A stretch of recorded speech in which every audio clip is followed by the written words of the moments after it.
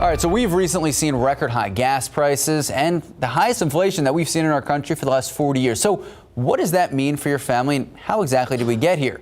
In today's Leading SA segment, Monica Dillon with Victory Capital joining us live. There you go. Good morning, Monica. How are you doing today?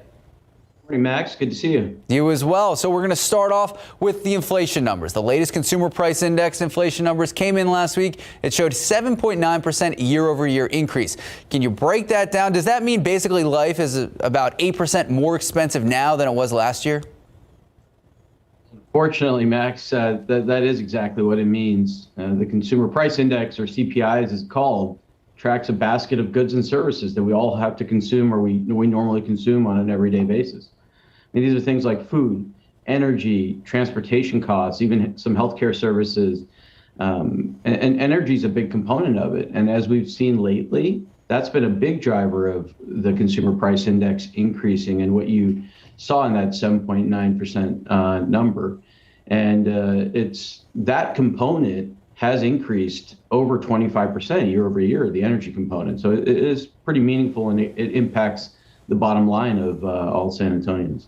Now, you just talked about the gas prices, which we're going to get to in a moment, but you hear the different reasons for why this recent rise of inflation from the February numbers. So from your perspective, why are we seeing this number? And, isn't this the highest we've seen since the 1980s? Yes, it's pretty high. It's increasing quickly as well. You have to think back to Econ 101. It's supply and demand. Prices follow supply and demand forces, and both decreasing supply and increasing demand can push those prices up. And unfortunately, what's happening since the bottoms of the pandemic is both of those things are happening, right? We're facing global supply chain issues that are decreasing supply, while demand is still up and increasing post the pandemic lows. And so that's pushing prices up. The other thing is, we all hear about the Federal Reserve and what are they doing in terms of interest rates. And the easing that they put into place to help the economy during the pandemic has also pushed up demand, and that increases prices over time. And then we can't ignore the fact that energy prices, particularly as of late, have been impacted by the conflict that's happening between Russia and Ukraine. Look at that. You started to broach the next subject before we even got there. So like you said, gas prices reaching record highs. Obviously, a lot of families feeling a pain at the pump. So is there a direct correlation between the war in Ukraine and what people are seeing at the pump? There is. In the days leading up to and after the invasion, we saw energy prices particularly spike. But let's not forget, we've been seeing energy prices and gasoline prices tick up for some time, actually. This is not a new phenomenon in the last few weeks. And right now, though, however, because of the conflict, curbing Russian imports of oil impacts the supply of oil globally.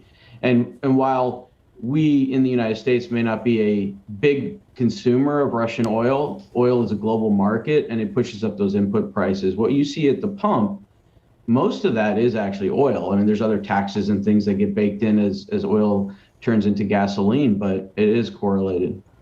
Now, other than Russia and Ukraine, what are some of the other reasons that we're seeing the gas prices tick up? Like you mentioned, we saw it before the actual initial invasion. Yeah, so with the increased demand because of the easing stance of the Federal Reserve and everybody coming back out of the pandemic, right? People coming back into the offices, traveling more. That increases the demand for fuel. And so that's why it's been ticking up until even the recent conflict. And that's something we have to pay attention to as we think about, where do we go from here? Again, talking about the next subject before we even got there. So like you said, though, a lot of supply and demand before the actual invasion in Ukraine leading to these ticked up gas prices. So that asks the next question. So many families are wondering, is this inflation going to continue? Are these gas prices ever going to ease anytime soon? From your perspective, I know it's very difficult to predict the future, but what are you guys thinking? So we all expect the Federal Reserve to increase rates to help tamp down inflation. The question will be how fast of an effect that takes. The conflict in Russia, the longer it continues, the supply of global oil is going to be impacted. So that's that's not going to change probably unless there's resolution there and the world gets back to consuming and putting Russian oil back into the market. Market likes certainty over uncertainty always. Then the other thing though is demand. So we are entering into the summer months. Gasoline consumption and demand increases then. So it may not be an immediate relief ahead from an inflation perspective, particularly energy prices. All right, so it still could be a few more months. Absolutely, unfortunately. All right, Monique Dillon, Victory Capital, thank you so much. Thanks, Max.